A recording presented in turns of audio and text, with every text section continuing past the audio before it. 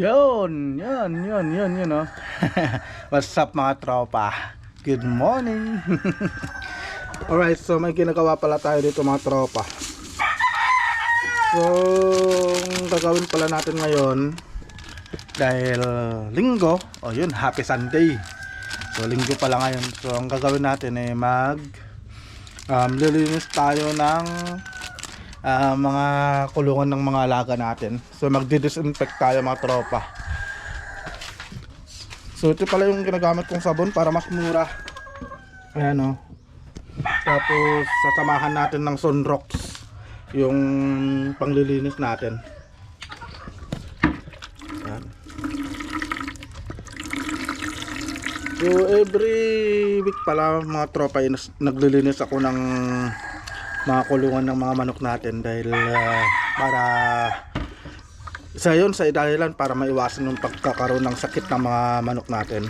So dapat regularly naglilinis tayo ng mga kulungan, nagtatanggal tayo ng mga pupo nila, ganon. Katulad ng mga tropa nasa silong, kailangan malinisan natin yan kasi minsan yung mga langaw ay dyan dumadapo, tapos dadapuan nila yung mga manok natin, diba?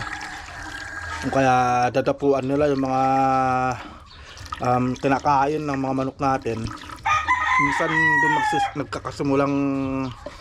nagsisimulang magkasakit yung mga alaga nating mga manok.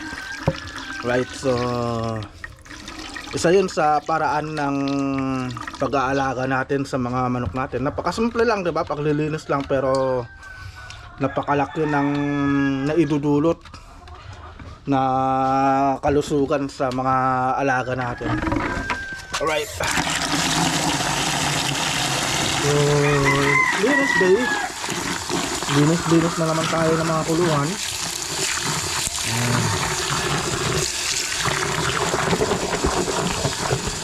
Ito pala yung brush na ginagamit ko. Pinambabrush ko dun sa may sahig ng brother pen.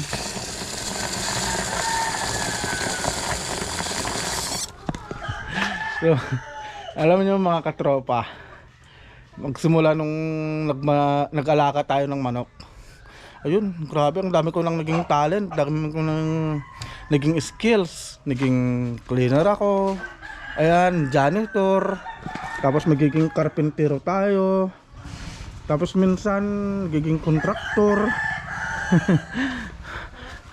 Kahit hindi natin alam gawin nun ngayon alam na natin kung paano gawin para lang sa mga manok natin. So ito yung lilinisan natin mga tropa. Ito sa brother pen. Yan, sa brother pen. Tapos itong mga kulungan ng mga manok dito. Yan. Kasi ito sa lalim, ayan So every week, minsan kasi hindi lang every week parang 2 times a week ako naglilinis minsan Pero kadalasan kasi every Sunday naglilinis ako ng mga kulungan ng mga manok natin. Right, so silipin muna natin ng mga kuwan natin mga tropa, mga broodcock natin. Ito yung mga kawayan pala na hinakot natin nung nakarang araw. Gagawin natin kulungan, pambabakod kasi sirang-sira na yung bakod namin. Para hindi naman basta-basta nakakapasok ng mga ibang tao. Right. Albano sweater. Ayan. Tapos yung golden boy natin. Golden boy. Nasilipin natin yung ating mistiso. Ayan. Yung mistiso natin. Right, so ganyan-ganyan lang yan, pero grabe mamalo din yan mga tropa. Alright, so yun, ihanda ko lang yung mga gamit, tapos sisimulan na natin yung paglilinis. Alright, kita-kits tayo mga tropa.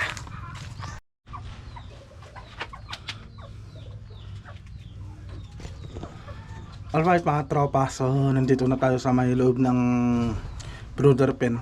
So tamang tama, sisilipin natin yung mga paitlog natin dito.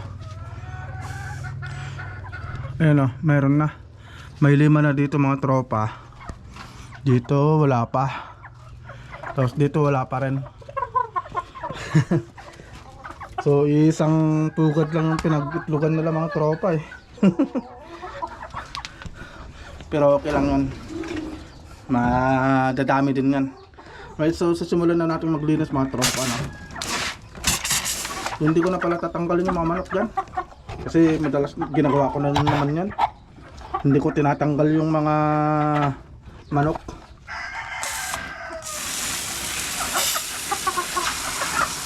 Yan. So, lilinisan lang natin.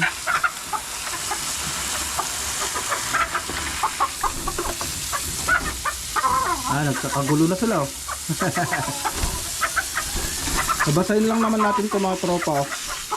Babasahin lang natin to para mawalisan natin yung mga tae ng mga manok natin.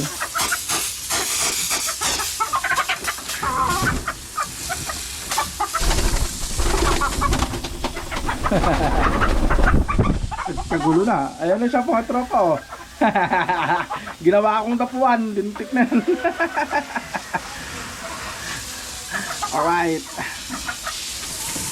Ayan, so gamit pala natin ng panglinis is sabon saka sunrox lang. Yun lang yung gamit natin ng panglinis sa mga kulungan ng mga manok natin. Ayan.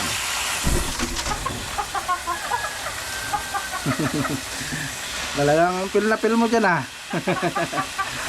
Ito pala yung mga Albany sweater natin mga tropa.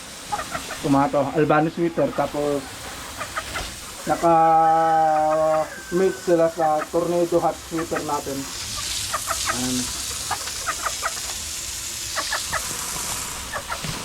Yun. At nagwawalis na tayo. Alright. Hindi na talaga umalis oh.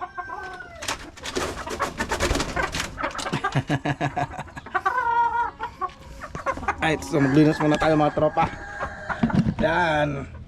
Linis is best. Yan.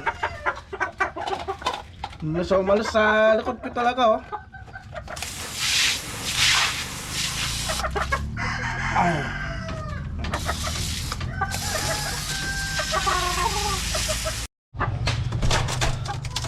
Ano? Ayun mga tropa, natapos na tayo sa isang kulungan.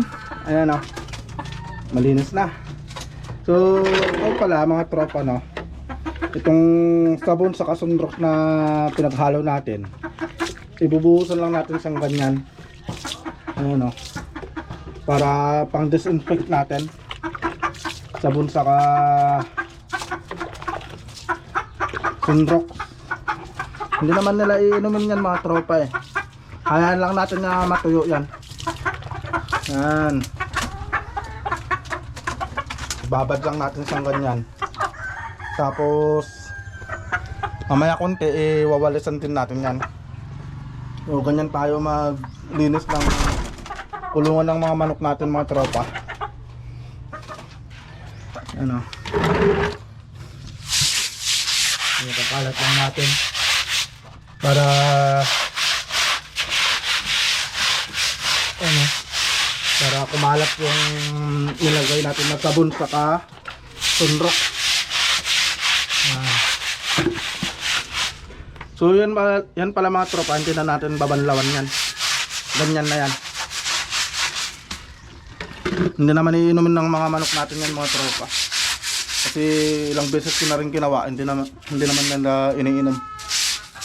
Siguro naamoy din siguro nila yung baho ng sunrox.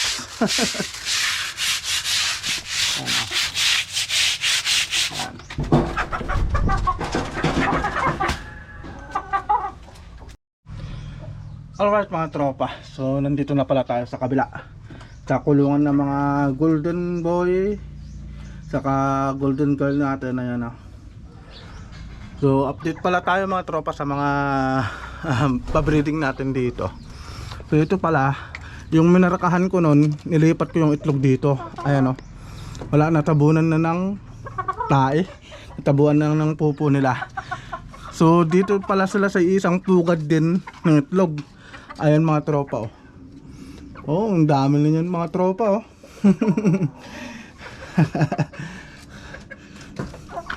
Dami ng itlog mga tropa oh. So dalawa sila dyan na nangingitlog. Dalawang brood hen natin yung nangingitlog sa isang pugad.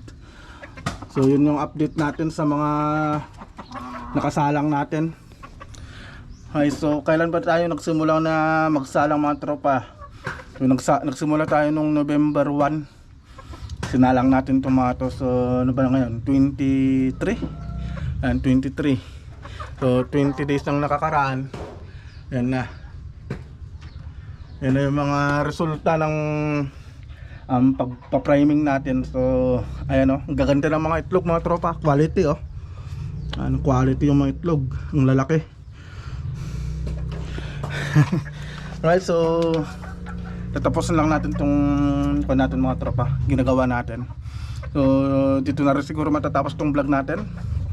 At ito yung isang pamamaraan para mapanatili natin yung kalusugan ng mga manok natin. Pinaka-importante dyan ay yung kalinisan mga tropa. Ayun. Alright, so dito na siguro matatapos ang vlog natin. So ingat tayong lahat and God bless. So happy Sunday sa ating lahat mga tropa. Alright, see you sa next na vlog natin mga tropa.